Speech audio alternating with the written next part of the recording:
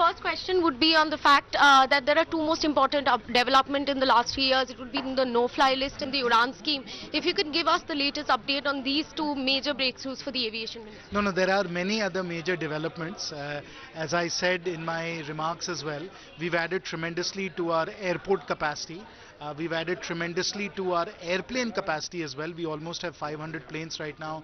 There are another 650 planes that have been ordered. So the capacity that has increased, the decline in prices, the opening up of the MRO sector, these are all very important developments in aviation. And the aviation sector, as any person who's flying will tell you, as I've been flying in India for decades now, and I can tell you that more has happened in 3 years as far as the aviation sector is concerned than has happened in the last 3 decades. So I think the sector has been thoroughly transformed.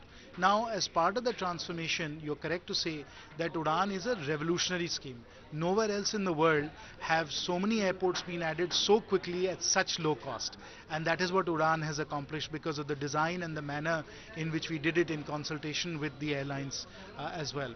The other thing that I would add is that after many, many years of limping along, Air India also has been transforming itself and is becoming more competitive and a better airline day by day. So these are all very important aspects of the transformation of the aviation sector. So since you mentioned Air India, Mr. Jaitley called not privatizing Air India yet a missed opportunity. Do you think the aviation ministry has a strategy in place? If you could give us some information on it, what kind of strategy are we looking forward to when it comes to privatizing Air India and making it a more profitable entity? I think first of all we all agree on the same goal. And that goal for all of us as citizens of India is to make our national asset, which is Air India, the strongest and most viable airline that it can be. And we think that Air India has a terrific winning strategy, which is to be a great global airline, like the way British Airways is, Lufthansa is, Emirates is, Qantas is. Air India absolutely has the potential to be able to implement the strategy. Now, in support of the strategy, we are considering all alternatives, whether it is around operating performance, whether it is around their route network, whether it is around their ownership structure. We're looking at all possible alternatives to make Air India into the strongest possible airline that it can be. So do we have a timeline for that? Obviously, we want to do it as soon as possible. And so my question would be also on the CBI FIR that has been filed on certain aviation ministry officials, also the inquiry that they're going to launch on the merger that was done under the UPA regime. How is the aviation ministry going to cooperate and how will the investigation go forward from the ministry side?